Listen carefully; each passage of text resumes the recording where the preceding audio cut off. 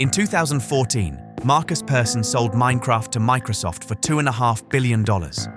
He bought a $70 million mansion in Beverly Hills, the most expensive home in California at the time. 6 months later, he posted publicly online, "The problem with getting everything you ever wanted is sitting there and realizing you don't enjoy it. $2.5 billion. The biggest house in California, and he could not feel it. Hold that for a moment. A man got everything he ever wanted, and he could not feel it. Not because he was broken, not because he was ungrateful, because of a mechanism your brain runs too, the same one that has been running on your purchases for years. Think of the most expensive thing you have ever bought. The Rolex, the Tesla, the Louis Vuitton bag, the iPhone, the apartment. The one you worked toward, the one you imagined for months before you could afford it. Remember the day it arrived, the feeling, this one, finally, this one. Now think about 3 weeks later. The watch is on your wrist and you barely notice it. The car is in the garage. The bag is in the wardrobe. The apartment is just home, the same life, the same low hum. Luxury never felt like enough, and you could never explain why. There is a name for what just happened. Hedonic adaptation B. The brain's automatic ability to return to a baseline level of satisfaction, no matter what changes in your life, good or bad. The brain normalizes every new level, and then looks for the next one. It is why the luxury that excited you for months feels ordinary within weeks, not because you are ungrateful, because your brain is doing exactly what it was designed to do. Hedonic, from hedon, the Greek word for pleasure. Adaptation, the brain adjusting.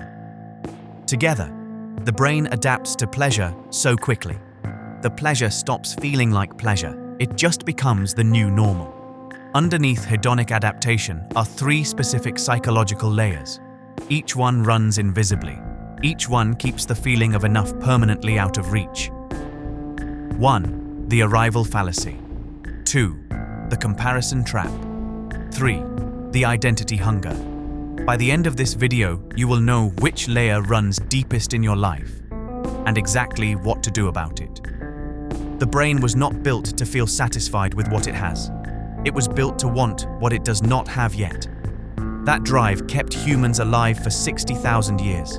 And it is why a man with $2 billion can sit inside the biggest house in California and not feel it.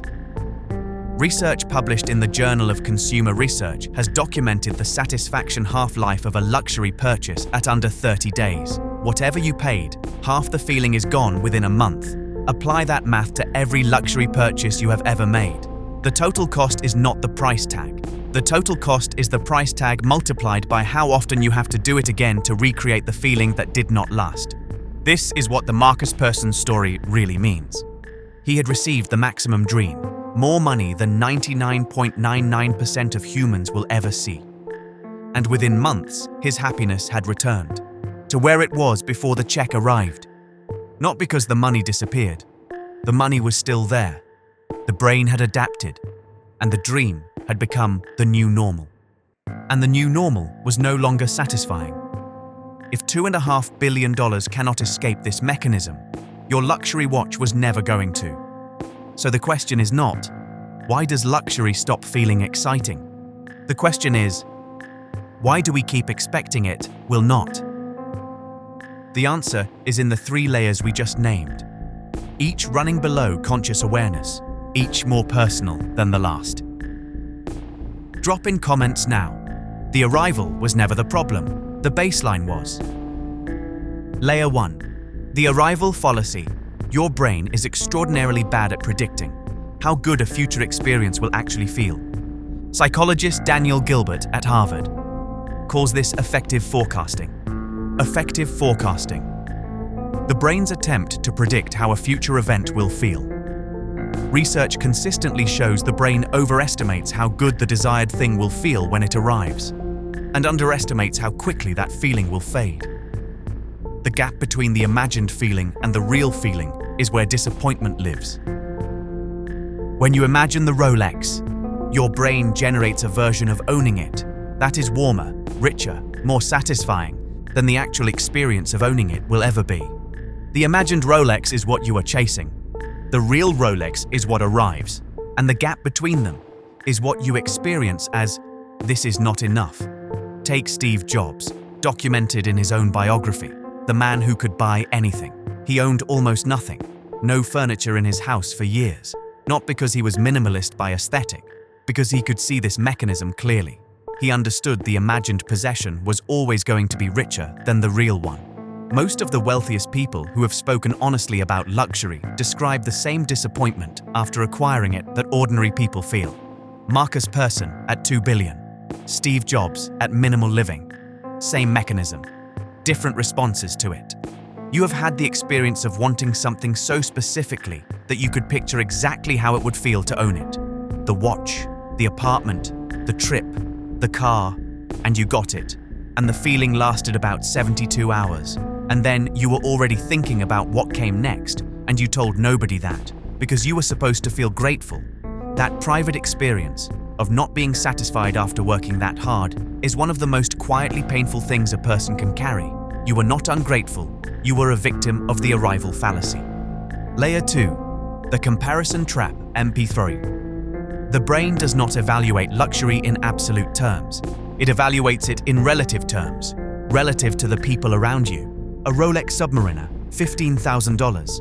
Feels different in a room where others wear Casio digital watches. The same Submariner feels different in a room where others wear Patek Philippe Nautilus watches. The watch did not change. You did not change. The feeling changed completely. Here is what makes this the most expensive layer of all. The comparison group moves every time you move. You save 5 years for the Rolex, you wear it into a new room, and the people in that new room wear Patek Philippe. Now your Rolex is the entry-level watch, the achievement just became the floor, and the brain, which compares automatically, registers the gap, and the gap feels like not enough. This is the ladder with no top. Rolex sees Patek Philippe. Patek Philippe sees Richard Mille. Richard Mille sees an Audemars Piguet Grand Complication, worth more than most apartments. And hedonic adaptation accelerates this, because the brain normalizes the current rung within weeks, and immediately points at the next one. This is the social thermostat from the series videos on money psychology, applied to luxury. The thermostat keeps returning you to the level of the people around you. Luxury disrupts the calibration. The brain keeps recalibrating upward until the spending outpaces the income, and still the feeling is not enough. Layer 3. The identity hunger. The third layer is the deepest, and the one that explains why the first two cannot be solved by simply buying less. For most people, luxury is not about the object. It is about what the object says about who you are. The luxury item is not the destination. The identity the item promises is the destination. And here is the psychological problem. Identities cannot be purchased. They can only be built. Through consistent action over time, through what you do, not what you own. So the brain buys the Rolex and waits for the identity to arrive with it. And when the identity does not arrive, because identities never arrive through objects, the brain concludes, this was not the right item. The right item, the Patek Philippe, will deliver it, and the cycle continues. You are not chasing luxury, you are chasing a self, and the self you are chasing cannot be bought. It can only be built. No price tag has ever delivered it. No price tag ever will. Not even 2.5 billion. Drop in comments now. I was not chasing luxury. I was chasing a self. Everything so far makes it sound like luxury is the enemy, like the answer is to stop wanting things. I need to be honest about why that conclusion would be as wrong as the cycle it is trying to escape. Wanting beautiful things is human. Wanting your life to reflect your ambition is not weakness. The problem is not the luxury. The problem is the layer underneath the wanting. There are 2 ways to buy the same Rolex Sims. The first way, you are 32. You have been working hard, but you do not feel like the person you wanted to become. You buy the Rolex because the Rolex is what successful people wear. You wear it, you feel something for 3 days, then the feeling fades, and you start looking at Patek Philippe. The second way, you are 45. You have spent 15 years building something, a business, a body of work, a reputation, a family. You have already become the person. The Rolex arrives as a marker of what was built, not as a search for who to become, as a recognition of who you already are. You wear it. It feels exactly as expected. 3 months later, you barely look at it. But no second purchase is generated.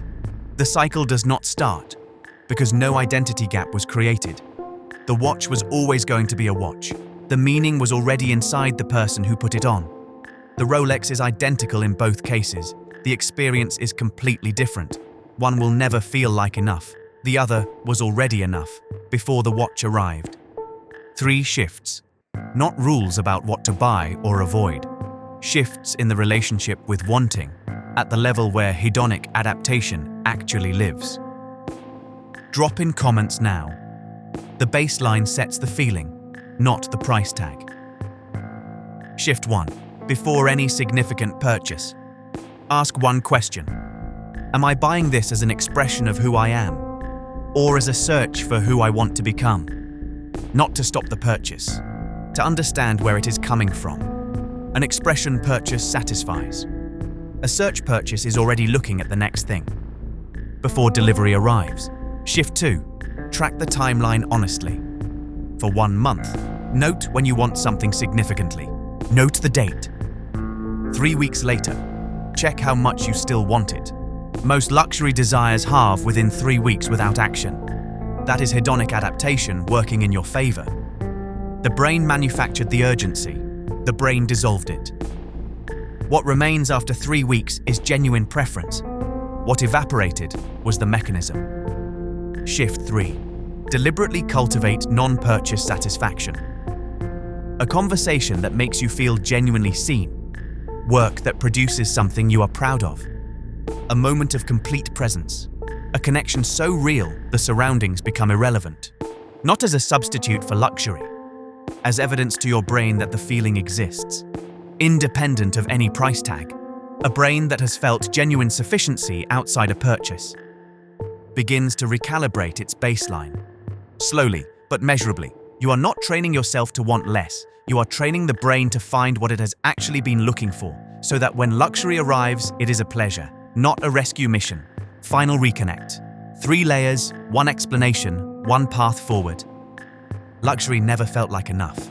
Not because you were ungrateful, not because you wanted the wrong things. Because hedonic adaptation normalized every level you reached. Because the comparison trap moved the goalpost every time you arrived. Because the identity hunger sent you to the wrong address, for something that only lives in one place. And that place is not a shop. It is the accumulated evidence of who you have been building yourself to be. Luxury can be part of that life, and it will feel completely different when it arrives as an expression of that life, rather than a search for it. Markus Persson had the maximum luxury. He could not feel it, because all the layers were active. You do not need $2 billion to feel enough. You need to know which layer is running you. Comment below with one word: arrival, comparison, or identity. The layer that described your experience most closely. Because naming the layer is how you begin separating it from your choices. Subscribe and think. Why the wealthiest people experience money and luxury differently. Not what they buy, the internal relationship with money. That hedonic adaptation cannot touch. And think of one person you have watched chase something expensive and still not seem satisfied. Share this video with them. Not as a judgment, as an explanation. Because what they have been calling ingratitude is actually the most human psychological mechanism alive. Luxury never felt like enough. Now you know exactly why. Now you know which of the 3 layers has been running you. And now, for the first time, you know what enough actually looks like and where it actually lives.